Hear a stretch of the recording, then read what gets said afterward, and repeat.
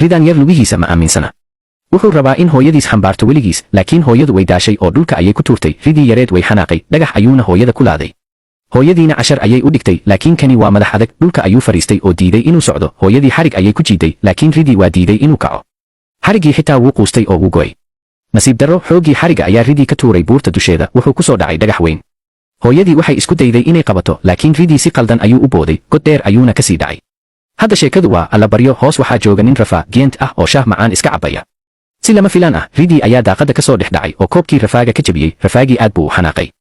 hooyadii ridii oo walwalsan ayaa soo booday laakiin iyaduna dhagax ayay madaxa la gashay oo halkaas ayay ku suuxday rafaagii wuxuu helay casho diyaar ah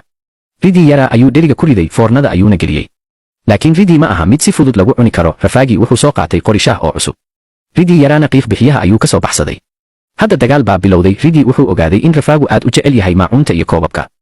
markii rafaagu soo weeraray ridii wuxuu bilaabay inuu koobabka u cagajugleeyo xeelad cusub ridii wuxuu bilaabay inuu jebiyo suxuunta qaaliga ah rafaagii wadnaha gariiray wuxuuna ka daba orday ridii si uu alaabtiisa u badbaadiyo gurigii waa isku dhex yaacay fuustooyin ayaa soo daatay ugu dambayntiina ridii wuxuu webiga ku riday armaajadii ugu quruxda badnayd ee rafaaga markii alaabtiisii webiga qaaday rafaagii wuu jabay dhulka ayuu fadhiistay oo ooyey ridii yaraa markuu arkay ilmada rafaaga naxariis ayaa gashay ridii wuxuu soo helay koobab kale wuxuuna u keenay rafaagii si uu u aamusiyo rafaagii wuu farxay halkaasna colnimadii saaxiibtinimo ayay isu beddeshay hooyadii ridii ayaa soo baraarugtay markay aragtay rafaaga way naxday laakiin waxay aragtay wiilkeedii iyo rafaagii oo si farxad leh u wada ciyaaraya ridii yaraa ayaa rafaaga bannaanka ugu yeeray isla markii ay bannaanka u soo baxeen gurigii dumay ridii saaxiibkiis ayuu badbaadiyey haddana saddexdoodii safar cusub ayay wada galeen